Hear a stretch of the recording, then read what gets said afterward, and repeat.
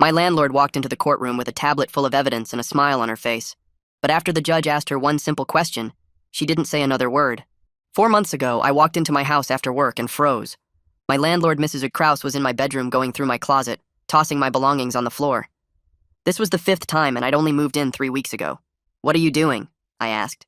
She didn't even look up. "Checking for unauthorized storage. You need to give me 24-hour notice before entering. It's in the lease." She turned around and laughed in my face. "This is my property. I don't need permission." I stood there feeling my face get hot. She'd already moved my furniture around, went through my mail, even accidentally left my front door unlocked for anyone to waltz in one of the days. I'd tried to be polite before, but that night I finally put my foot down. I physically pushed her out and immediately sent a picture of the exact lease section about 24-hour notice for entry. She texted back immediately. "I'm sorry. You're correct. Please forgive me. This will not happen again." I was surprised but also happy. The next week she didn't come into my home even once.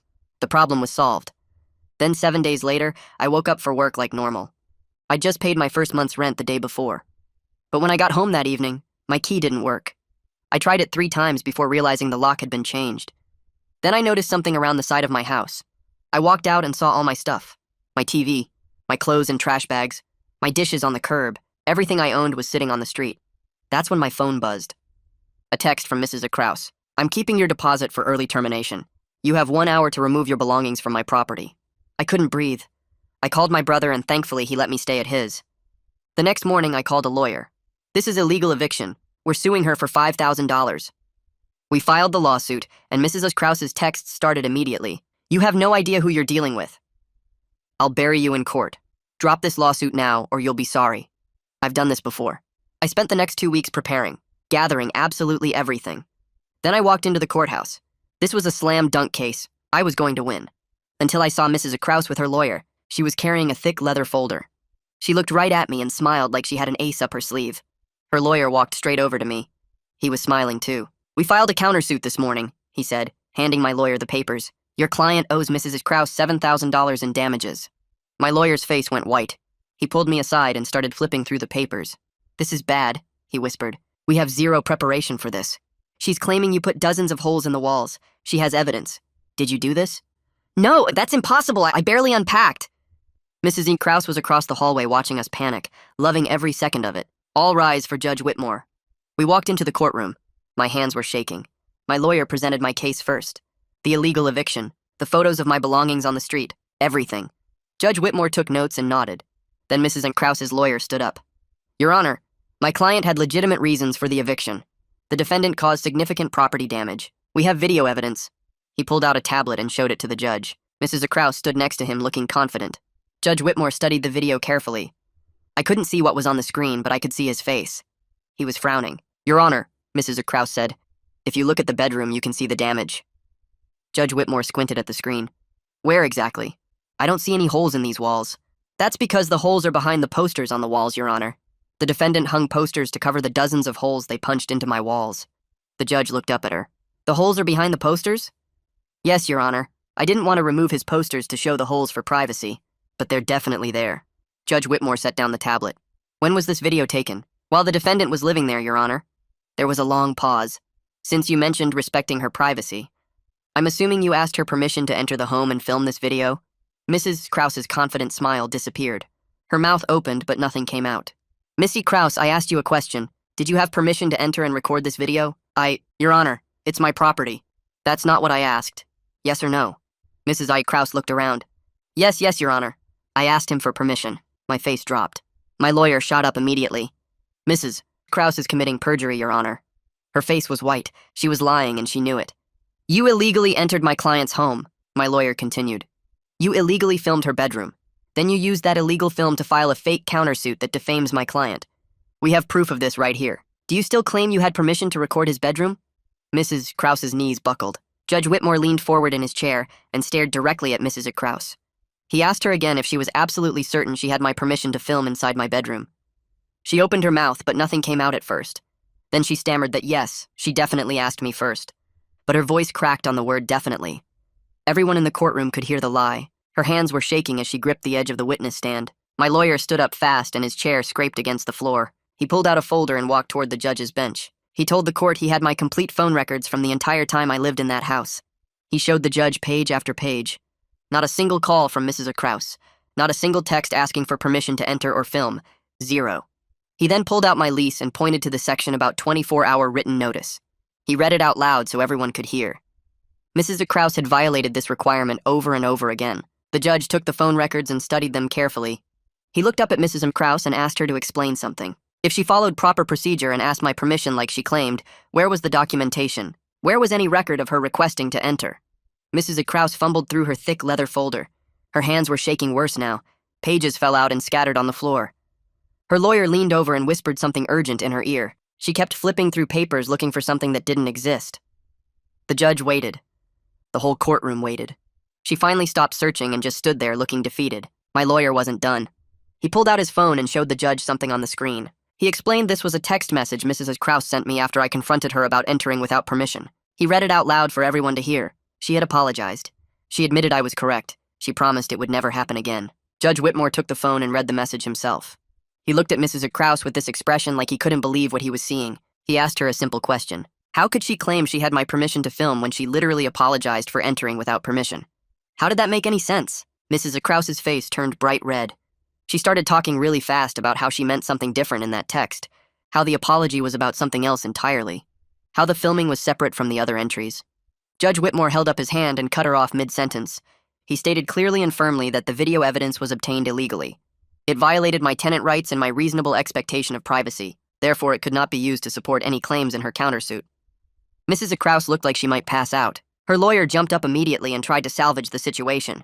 He argued that regardless of how the video was obtained, the wall damage still existed. He said the holes were real and someone needed to verify them. My lawyer shot to his feet and objected. He told the judge that unverified claims weren't evidence. He requested an independent property inspection by a court-appointed inspector to document the actual condition of the walls. Judge Whitmore nodded and agreed. He ordered both parties to provide access to the property within 48 hours. A court-appointed inspector would examine everything and document it with photos. Both lawyers had to be present during the inspection. Mrs. Kraus looked panicked. Her face went from red to white in seconds.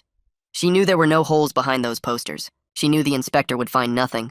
Her lawyer tried to whisper something to her, but she just shook her head. Judge Whitmore announced the hearing would be recessed for 3 days while the inspection took place. He banged his gavel and everyone stood up. I walked out of that courtroom and finally felt like I could breathe.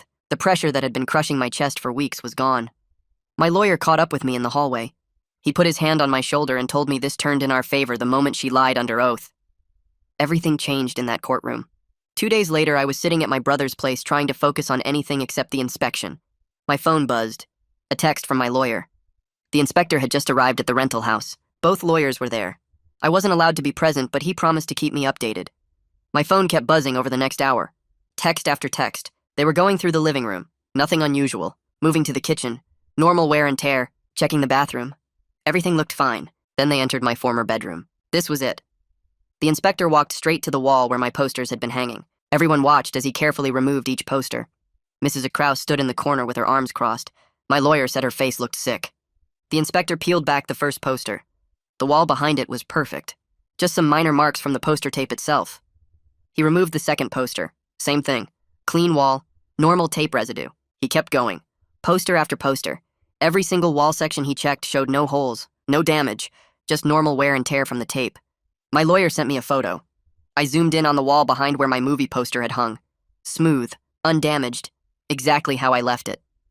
Mrs. Kraus apparently tried to claim the inspector wasn't looking in the right spots, but there were only 4 walls in that bedroom.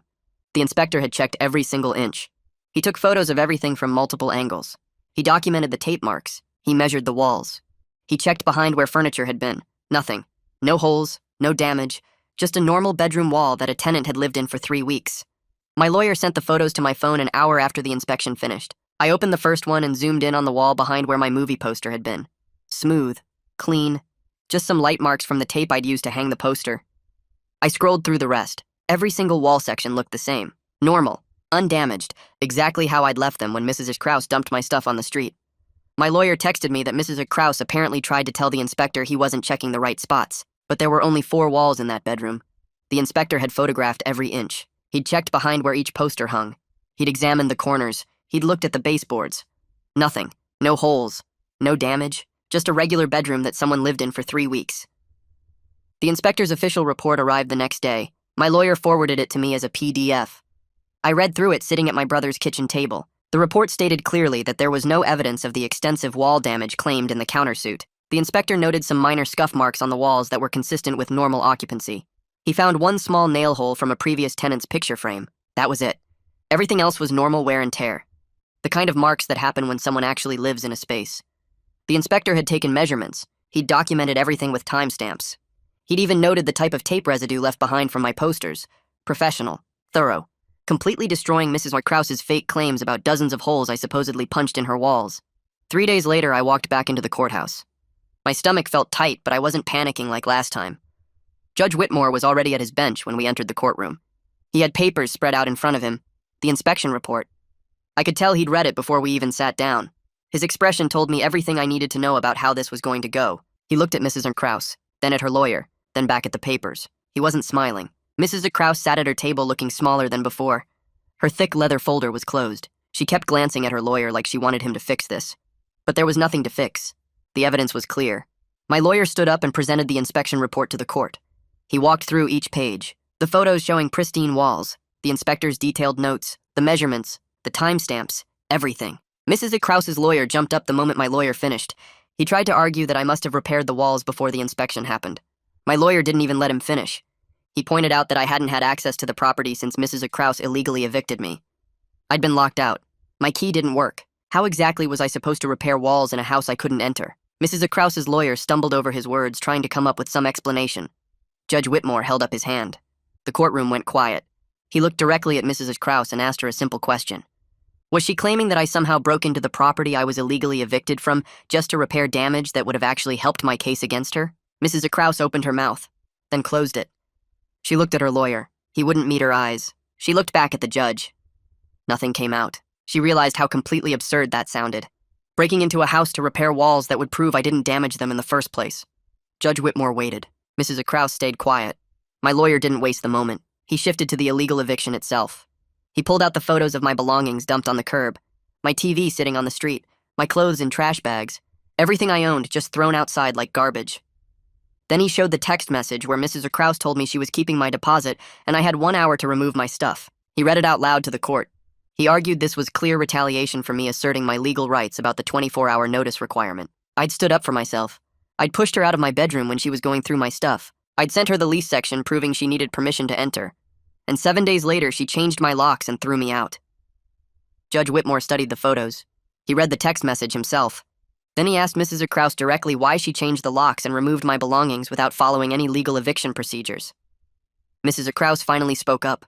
She claimed I had abandoned the property, just left it, didn't want to live there anymore. Judge Whitmore raised his eyebrows. My lawyer immediately pulled out my bank records showing I'd paid my first month's rent the day before the illegal eviction. He showed my work schedule proving I'd been living there continuously. My brother had even written a statement about me calling him that night when I found my stuff on the street. Mrs. Krause's abandonment claim fell apart in seconds.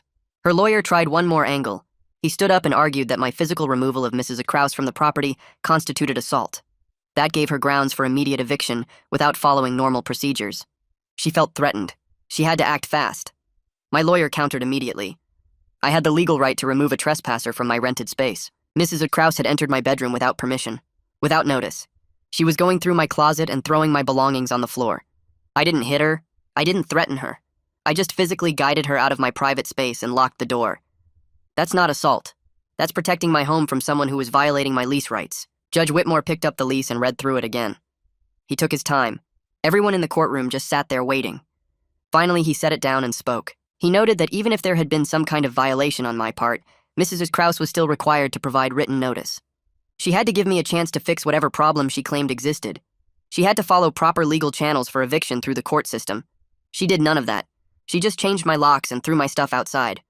My lawyer stood up one more time. He requested the full $5,000 in damages that we'd originally sued for, plus my security deposit that Mrs. Krause kept illegally, plus court costs for having to fight this case, plus attorney fees for all the hours he'd spent defending me against her fraudulent countersuit. He argued that Mrs. Krause's pattern of harassment started the moment I moved in, going through my mail, moving my furniture, entering my bedroom 5 times in 3 weeks. Then when I finally stood up for my rights, she retaliated by illegally evicting me. The illegal eviction caused me significant hardship. I lost my home. I had to move in with my brother. I had to take time off work to deal with this lawsuit. I had to pay legal fees to defend myself against fake damage claims, all because Mrs. Kraus couldn't handle a tenant who knew their rights and wasn't afraid to enforce them. Her lawyer grabbed her arm to steady her and whispered something fast in her ear. Then he turned to the judge and cleared his throat. Your Honor, perhaps we can reach an agreement here. My client is willing to return the security deposit in full and withdraw the countersuit if the plaintiff agrees to drop his lawsuit. Judge Whitmore set down his pen and looked directly at the lawyer. His face didn't change. That's not how this works, counselor. Your client just committed perjury in my courtroom. She filed fraudulent claims backed by illegally obtained evidence. We're well past the negotiation stage. Mrs. Krause's lawyer opened his mouth, but nothing came out. He looked at his client and then back at the judge. My lawyer stayed quiet, but I could see him trying not to smile. Judge Whitmore picked up his notes and organized them into a neat stack. The courtroom went completely silent. Everyone just sat there waiting. I could hear someone coughing in the back row. The clock on the wall ticked. Mrs. Krause stared at the table in front of her. Her lawyer kept shuffling papers like he was looking for something that could save them. Judge Whitmore finally looked up. I'm ready to rule. I don't need any additional testimony. My hands were shaking again, but this time it felt different. This time I knew I was going to win. The judge put on his reading glasses and looked at his notes one more time. Then he started talking. In the matter of the illegal eviction claim, I find in favor of the plaintiff. The evidence clearly shows that Mrs. Krause changed the locks and removed the tenant's belongings without following proper legal procedures. She provided no written notice. She did not go through the court system. She simply took matters into her own hands. He paused and looked at Mrs. Krause. I'm awarding the plaintiff the full $5,000 in damages as requested. Additionally, Mrs. Krause must return the security deposit immediately. The amount is $1,200 according to the lease agreement entered into evidence. Furthermore, Mrs. Krause will pay all attorney fees incurred by the plaintiff in defending against the fraudulent countersuit. My lawyer wrote everything down fast. I just sat there letting it sink in. $5,000 plus my deposit plus attorney fees. I'd won everything. Judge Whitmore wasn't done. Now, regarding the countersuit filed by Mrs. Krause, I'm dismissing it entirely. The claims of property damage are not supported by the evidence. The inspection report shows no such damage exists. More importantly, the video evidence presented was obtained through illegal entry into the tenant's private residence. Mrs. Krause violated the lease agreement and the tenant's legal rights by entering without permission and filming without consent. He stopped and took off his glasses. Mrs. Krause, filing false claims wastes this court's time and resources. It also puts an unnecessary burden on defendants who must spend money and time defending against fabricated accusations.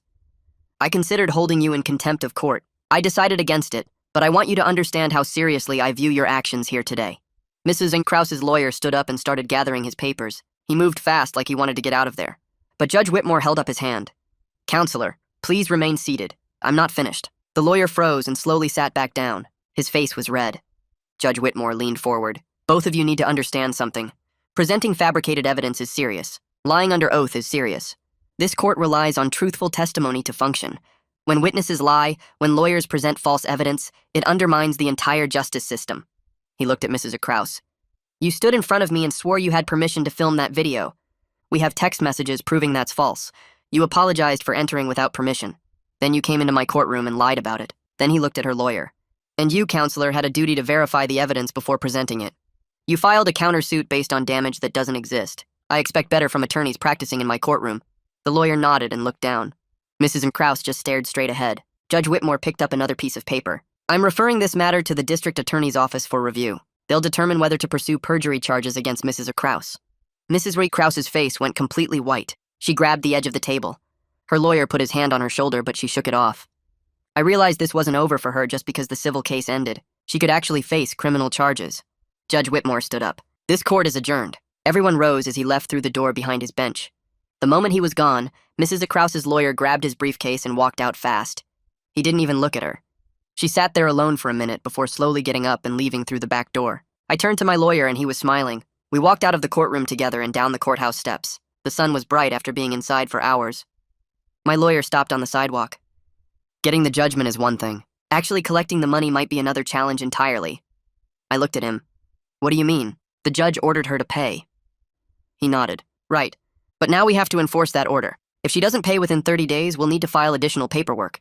Some landlords try to hide their money or just refuse to pay. I've handled dozens of these cases. Sometimes collecting takes months. That worried me. I needed that money. I'd been staying with my brother for weeks and I owed him rent. Plus, I had to find a new place to live. My lawyer must have seen my face because he added, Don't worry too much. Most people pay once they lose in court, especially with the threat of perjury charges hanging over them. She'll probably pay. 2 weeks went by. I kept checking my mail every single day. My brother told me to relax, but I couldn't. Then one afternoon, I came home from work, and there was a large envelope from Mrs. Krause's lawyer's office. I opened it right there on the street. Inside was a check, $6,200, my security deposit plus the $5,000 in damages. There was a short letter saying the attorney fees would be paid separately to my lawyer. I called my lawyer immediately. He answered on the first ring. I got the check. He sounded surprised. Already? That was fast. I thought we'd have to file for enforcement. I could hear him typing on his computer. The perjury referral must have scared her. She probably wants to show good faith to the DA's office. The next day, I went to the bank and deposited the check. Then I met with my lawyer to settle his fees. He charged me $1,800 for everything. It was worth every penny. After that, I drove to my brother's place. He was in the kitchen making dinner when I walked in. I handed him $800 in cash. "What's this?" he asked. "Rent for the time I stayed here, plus extra for putting up with my stress." He tried to give it back, but I wouldn't let him. He'd saved me when I had nowhere else to go. The rest of the money, about $3,000, went straight into my savings account. I opened it specifically as an emergency fund. I never wanted to be that vulnerable again. Never wanted to be one bad landlord away from being homeless. The money sat there like a safety net. It meant I could walk away from a bad situation if I needed to. It meant I had options. The next day, I called my lawyer about what to do next. He told me to come to his office so we could file a complaint with the State Rental Housing Board. I drove over that afternoon and he had the paperwork ready. We sat at his desk and he walked me through every section. The form asked for dates of violations, descriptions of what happened, and any evidence I had. I wrote down all 5 times Mrs. Krause entered without permission, the illegal eviction, the fake damage claims, everything. My lawyer attached copies of the text messages, the lease, and the court judgment. He explained that this complaint would create a public record that future renters could check before signing a lease with Mrs. Krause. The housing board would investigate and could fine her or suspend her rental license if they found violations. We submitted everything electronically and got a confirmation number within minutes. 3 days later, I got a call from the housing board. A woman from their enforcement division wanted to schedule an interview to get my detailed statement. I met her at a government office building the following week. She had me sit in a small conference room and recorded our conversation. She asked specific questions about each violation, how many times Mrs. Krause entered without notice, what she did during those entries, how the illegal eviction happened, what evidence I had. The interview took almost 2 hours. She told me they were opening a formal investigation and would contact Mrs. Krause for her side of the story. I asked how long it would take, and she said these cases usually took several months to complete. While that investigation was happening, I started looking for a new apartment. I was done living with my brother even though he never complained. I needed my own space again. But this time I was way more careful. I spent hours researching landlord review sites and checking public records for complaints. My brother helped me make a spreadsheet of properties with ratings, complaint history, and contact information. We went to viewings together on weekends. The first place had great reviews online, but when we showed up, the building was falling apart. The second place looked nice, but had 3 housing board complaints from previous tenants. The third place had a landlord who gave me bad vibes during the tour. My brother agreed we should keep looking. We checked out probably 15 different apartments over 3 weeks. Then I found one managed by a property management company instead of an individual landlord. The online reviews were solid, no housing board complaints, and they had actual professional procedures for everything. I scheduled a viewing and brought my brother along. The property manager met us there with a clipboard and printed materials. She showed us the unit, explained the lease terms clearly, and answered all my questions without getting defensive. They had an online portal for maintenance requests, a 24-hour emergency line, and required written notice for any inspections. The lease was straightforward with no weird clauses. I applied that day and got approved within a week. Moving day felt incredible after months of instability. I rented a truck and my brother helped me load everything. Most of my stuff was still in storage from the illegal eviction. We carried boxes up 3 flights of stairs for hours. Before I unpacked anything, I walked through the entire apartment with my phone taking photos and videos. I documented every wall, every corner, every appliance. I took close-ups of existing scratches, marks, or damage. I wanted timestamps on everything, so there could never be any confusion about what condition the place was in when I moved in. I learned that lesson the hard way with Mrs. Krause. My brother ordered pizza, and we ate sitting on my floor surrounded by boxes.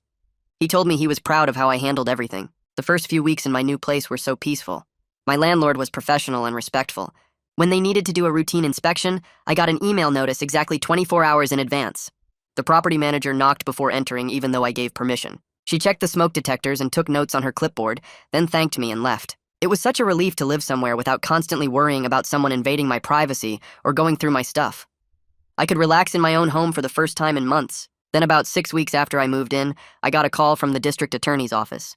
A prosecutor wanted to meet with me about potentially pressing criminal charges against Mrs. Krause for perjury. I drove downtown to the DA's office and met with him in a small meeting room. He had a copy of the court transcript from my case. He explained that lying under oath is a serious crime, and they were considering charges based on how clearly Mrs. Kraus lied about having permission to film my bedroom. The prosecutor walked me through what would be required if I agreed to cooperate. I would need to testify again, probably at a preliminary hearing and possibly at trial if it went that far. He told me perjury cases are hard to prove because you have to show the person knowingly lied, not just made a mistake. But in my case, the evidence was strong because Mrs. Kraus had literally texted me an apology for entering without permission, then claimed in court she had permission. I asked how long the process would take, and he said probably several months to build the case. I decided to cooperate because Mrs. Kraus needed to face consequences for lying in court. She thought she could just make up whatever she wanted, and the judge would believe her. The prosecutor seemed happy with my decision and said he would be in touch as the investigation progressed. Meanwhile, the housing board investigation was moving forward. The woman who interviewed me called with an update. She told me they had discovered multiple complaints from previous tenants about similar violations. Mrs. Kraus had a pattern of entering units without notice, going through tenant belongings and retaliating against anyone who complained. My case was not unique, just the first one where someone actually fought back in court instead of just moving out quietly. Hearing that made me angry, but also glad I had stood up to her. The housing board completed their investigation 2 months after I filed the complaint. They found Mrs. Kraus violated multiple sections of the state landlord-tenant code. She was fined $2,000 for the documented violations in my case. They also suspended her rental license for 6 months and required her to complete landlord training before it could be reinstated. During the suspension, she could not rent out any properties or collect rent from existing tenants. The housing board sent me a copy of their decision, and I read through all 12 pages. They listed every violation, cited the specific laws she broke, and explained their reasoning for the penalties. It felt good to see official consequences happening beyond just the money she had to pay me. About 3 weeks later, I walked to my mailbox and found a handwritten envelope with no return address.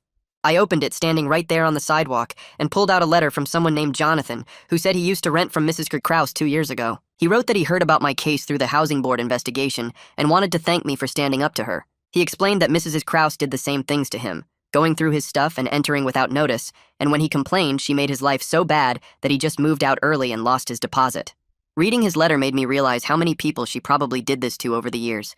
People who just gave up and walked away because fighting back seemed too hard. Jonathan wrote that seeing someone actually win against her in court helped him feel less alone about what happened to him, like it wasn't his fault for not being able to stop her. I folded the letter and put it in my pocket, then walked back inside, feeling glad I hadn't just let it go. The next day, I met with my lawyer at his office to sign some final paperwork about collecting the money from Mrs. Kraus. He had his door open and waved me in with a big smile on his face, which seemed unusual for signing boring legal documents. He told me that 2 more former tenants had filed official complaints against Mrs. Kraus with the housing board, and both of them specifically mentioned my case as the reason they felt brave enough to come forward. My lawyer said he was really proud that I fought back instead of just accepting what happened, because now other people were getting justice too. He explained that landlords like Mrs. Kraus usually get away with this stuff because most tenants don't know their rights or can't afford a lawyer or are just too scared of making things worse. But when one person stands up and wins, it shows everyone else that fighting back is possible and worth doing. He handed me copies of the new complaints, and I read through them while sitting in his office. Both stories sounded almost exactly like mine, with Mrs. Kraus entering without permission, going through their belongings, and then retaliating when they tried to set boundaries. One guy said she went through his desk and read his personal mail, and when he changed the lock on his bedroom door, she illegally evicted him just like she did to me. The other person was a woman who said Mrs. Kraus rearranged her furniture and kitchen cabinets while she was at work, claiming she was checking for pest problems, and then kept her entire security deposit for made-up damages. Reading their experiences made me so angry that Mrs. Kraus had been doing this for years, but also glad that my case was helping stop her from hurting more people. My lawyer told me the housing board was taking all of this very seriously now, and Mrs. Kraus was facing even more penalties on top of what she already got. 4 months had passed since that day I came home to find all my stuff on the street.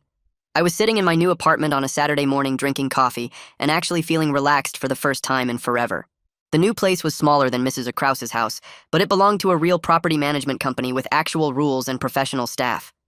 My landlord here gave proper notice before any inspections, responded to maintenance requests within 24 hours, and never once went through my personal belongings. I could actually focus on my job again now that I wasn't constantly stressed about coming home to find my stuff moved around or my privacy invaded. My boss even commented that my work had improved a lot over the past month, and I got assigned to a big project that I probably wouldn't have been trusted with when I was barely sleeping and distracted all the time. I looked around my apartment at my TV and my dishes and my clothes, all exactly where I left them, and realized how much energy it takes just to feel safe in your own home. When you don't have that basic security, everything else in your life suffers because you're always on edge waiting for the next violation. Now I could come home and actually relax, and that simple thing made such a huge difference in every other part of my life. My phone rang while I was putting my coffee cup in the sink, and I saw it was the prosecutor's office calling. I answered, and the prosecutor told me they were moving forward with criminal charges against Mrs. Kraus for lying under oath in court. He explained that I would need to testify again at a preliminary hearing, and possibly at trial if the case went that far, but this time I felt completely prepared and confident about what happened. The prosecutor said they had really strong evidence because Mrs. Kraus literally apologized in writing for entering without permission, and then claimed in court that she had permission, which made the lie impossible to deny. He walked me through what to expect at the hearing and told me it would probably happen in about 6 weeks once they finished building the case. I told him I was absolutely willing to testify because Mrs. Kraus needed to face real consequences for thinking she could just make up whatever she wanted, and the judge would believe her. The prosecutor seemed happy with my answer and said he would send me the official paperwork and hearing date once everything was scheduled. After we hung up, I sat down on my couch feeling like this whole thing was finally reaching some kind of real justice, not just getting my money back, but actually holding her accountable for breaking the law. A few days later, my lawyer called to tell me that Mrs. Kraus's lawyer had contacted him trying to work out some kind of deal. He said they wanted to negotiate an agreement where Mrs. Kraus would admit she was wrong about entering my apartment without permission in exchange for the prosecutor dropping the criminal charges. My lawyer explained that this decision wasn't up to me anymore because criminal charges are between the state and the defendant, so the prosecutor would decide whether to accept any deal or not. He told me that Mrs. Kraus was clearly worried about the perjury case because lying in court is a serious crime that could mean jail time, and she was trying to avoid that by admitting to the smaller violation. I asked my lawyer what he thought would happen, and he said it really depended on how strong the prosecutor felt the case was and whether they thought a trial was worth the time and resources. He reminded me that I already won the civil case and got my money, so anything else that happened to Mrs. Kraus was just bonus consequences at this point.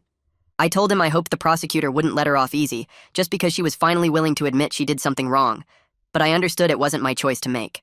The prosecutor called me back about 2 weeks later with an update about the criminal case. He said that perjury charges are really hard to prove in court because you have to show the person knew they were lying and did it on purpose, not that they just made a mistake or misremembered something. Even though the evidence against Mrs. Kraus was pretty clear, he was offering her a plea deal for a lesser charge of making false statements to the court. The prosecutor explained that this was still a criminal conviction, but carried less serious penalties than full perjury, and Mrs. Kraus had accepted the deal to avoid going to trial where she might face jail time. He told me this was actually a good outcome because it meant Mrs. Kraus had to admit guilt on the record and would face real consequences without putting me through another long trial. I asked what the consequences would be, and he said that was up to the judge to decide at sentencing, but the plea deal recommended fines, probation, and community service. Part of the plea deal said that Mrs. Kraus had to pay extra fines on top of what she already owed me from the civil case. She also got banned from being a landlord for 2 full years, which meant she couldn't rent out any properties or collect rent from anyone during that time. The prosecutor explained that this was a really big deal because Mrs. Kraus owned several rental properties, and being a landlord was basically her whole income, so losing that for 2 years would hurt her financially. She also got 1 year of probation where she had to check in regularly with a probation officer and follow strict rules, and if she violated probation, she could end up in jail after all. On top of that, the judge ordered 200 hours of community service that she had to complete within the next year. The prosecutor sent me all the paperwork showing the plea deal terms, and I read through every page carefully, making sure I understood exactly what Mrs. Kraus was admitting to and what penalties she was facing. The sentencing hearing happened on a Tuesday morning 6 weeks after the plea deal was finalized. I took the day off work and drove downtown to the courthouse, walking through the same doors where my illegal eviction case had been heard months earlier. I sat in the courtroom gallery waiting for Mrs. Kraus to arrive with her lawyer, and when she walked in, she looked smaller somehow, less confident than when she thought she was going to destroy me with her fake countersuit. Judge Whitmore came in, and everyone stood up, and I recognized him immediately as the same judge who had caught Mrs. Kraus lying under oath during my case. He sat down and looked through the paperwork for the sentencing, then looked directly at Mrs. Kraus and started talking about how seriously the court takes false statements and perjury. Judge Whitmore said he remembered my case very clearly, and how Mrs. Kraus had tried to use illegally obtained video evidence to file fraudulent damage claims against me. He explained that lying in court undermines the entire justice system and makes it harder for judges to determine the truth in legitimate disputes. The judge approved all the terms of the plea deal, including the fines, probation, community service, and the 2-year ban on being a landlord. He told Mrs. Kraus that she was lucky the prosecutor offered a plea deal at all, given how clear the evidence was, and if she violated any terms of her probation, she would be brought back to court and could face jail time. Mrs. Kraus nodded and said she understood, and her voice was quiet and shaky, nothing like the confident way she used to laugh in my face when I tried to assert my rights as a tenant. Judge Whitmore dismissed the court, and I walked out feeling like real justice had actually been served. Not just getting money back, but seeing actual consequences happen to someone who thought they were above the rules. Outside the courthouse, I was walking toward my car when someone called out asking if I was the person who sued Mrs. Krause. I turned around and saw a guy about my age standing there looking nervous, and he introduced himself as one of the other former tenants who had filed a complaint with the housing board. We ended up walking to a coffee shop nearby and sitting down to talk about our experiences with Mrs. Krause. He told me his story about how she went through his apartment while he was at work and even read his personal mail, and when he complained, she made up fake violations and threatened to evict him. He said he ended up just moving out and losing his deposit because he didn't think he could fight her, but then he heard about my case and realized he wasn't alone. Talking with him felt good because he really understood what it was like to deal with Mrs. Krause's constant invasions and manipulations, and how hard it was to stand up to someone who acted like they owned you just because they owned the building. We traded phone numbers and he thanked me again for fighting back, saying it helped him feel less stupid for letting her push him around. I told him it wasn't his fault, and that Mrs. Krause had clearly been doing this for years to lots of people, counting on everyone being too scared or too tired to fight back. We finished our coffee and walked back to our cars, and I felt glad that at least some good came out of the whole nightmare experience. That weekend, my brother took me out to dinner at a nice restaurant downtown to celebrate everything being finally done.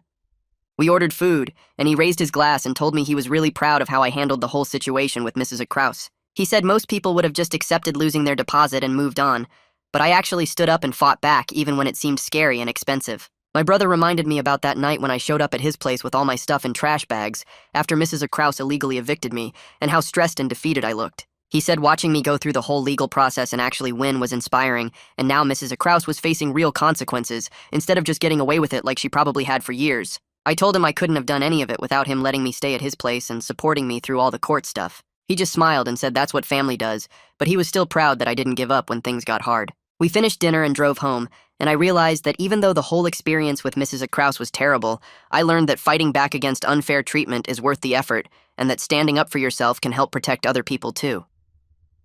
A few days after that dinner, I sat down at my laptop and started writing out everything that happened with Mrs. Krause. I typed up the whole story from the first time she went through my closet to the courtroom perjury to the final settlement. Then I sent it to my lawyer asking if it was okay to post online. He called me back the same day and said it looked good, but suggested I remove one paragraph where I called her a terrible person because that was opinion, not fact. I made the changes and then started posting. I found every rental review website I could think of and created accounts on all of them. I posted the review on Apartment Ratings, Rent Jungle, Yelp, Google Reviews, and like 5 other sites I'd never even heard of before. Each post took about 10 minutes because I had to set up the account and verify my email and then copy-paste my review. By the time I finished, it was almost midnight, but I felt good knowing future renters could find this information. The next morning, I woke up to 3 messages in my inbox from people who had read the reviews. One person said they had an appointment to view one of Mrs. Krause's properties that afternoon, but canceled it after reading what I went through.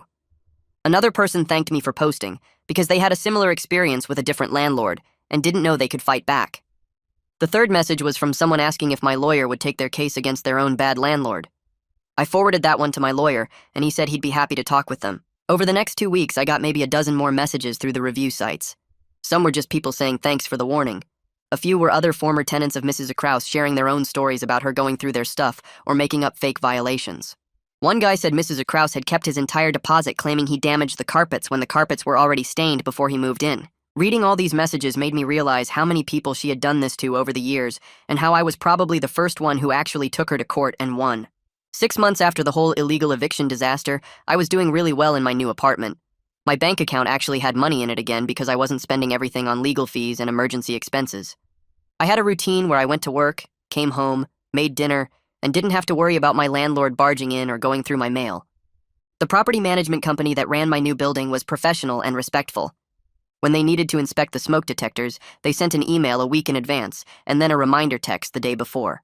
When my bathroom sink started leaking, I submitted a maintenance request online, and someone came to fix it within 2 days. Having a normal landlord who followed the rules made such a huge difference in my daily stress levels. I started saving money again, and even opened a small emergency fund so I'd never be that vulnerable again if something went wrong. Then one Tuesday evening, I got an email notification from one of the rental review sites. Someone had posted a new review about a property managed by Krause Family Rentals. I clicked on it immediately and read through the listing. The property was one of Mrs. Krause's rentals, but the listing showed it was managed by her son or nephew or someone with the same last name. I remembered from the plea deal that she was prohibited from being a landlord for 2 years, and this was only 8 months in. I took screenshots of everything, including the property listing, the management company name, and the contact information. Then I sent it all to my lawyer with a message asking if this violated her plea agreement. He responded within an hour saying it definitely looked like a violation and I should report it to the housing board immediately. I went to the housing board website and filled out their online complaint form. I attached all the screenshots and included a detailed explanation of Mrs. Krause's plea agreement and how she appeared to be renting properties under a family member's name to get around the prohibition. I hit submit and got an automatic reply saying they would investigate within 10 business days. 3 weeks later, I got a call from the same housing board investigator who had handled my original complaint. She told me they had investigated and determined that Mrs. Krause was actively involved in managing the properties listed under her family member's name. She was collecting rent, handling tenant issues, and basically doing everything a landlord does while pretending someone else was in charge. The investigator said this was a clear violation of the plea agreement, and they were referring it back to the prosecutor's office for additional penalties. She thanked me for reporting it and said most people wouldn't have bothered to follow up like this. A month after that, my lawyer called me sounding pleased. He said the prosecutor had gone back to court, and Mrs. Krause now faced additional fines for violating her plea agreement. Her prohibition from being a landlord got extended by another full year, and she had to pay more money to the court. My lawyer told me I should feel good about continuing to hold her accountable, because most people would have just moved on with their lives after winning their case. He said by staying aware and reporting the violation, I was helping protect future tenants from her predatory practices. I told him it felt like the right thing to do, because she clearly hadn't learned anything from the first round of consequences. Around that same time, I started looking into local organizations that helped renters understand their rights. I found a tenants' rights group that met twice a month at a community center near my apartment. I went to my first meeting on a Thursday evening, and there were maybe 15 people sitting in a circle talking about various landlord issues they were dealing with. The group leader was a woman who had been a tenant advocate for like 20 years, and she knew all the local housing laws inside and out. I introduced myself and shared a brief version of my story with Mrs. Krause.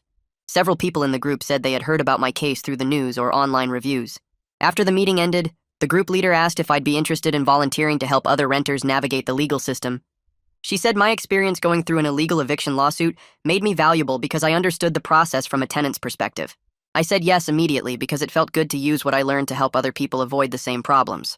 Over the next few months, I volunteered at the tenants' rights organization every week. I helped people understand their leases, explained what counted as illegal entry, showed them how to document violations, and connected them with lawyers when they needed legal help. Through the group, I met other people who had successfully fought back against bad landlords. One woman had sued her landlord for refusing to fix a broken heater in winter and won enough money to cover 3 months of hotel costs. Another guy had gotten his landlord fined by the city for multiple building code violations after documenting everything with photos and dated emails.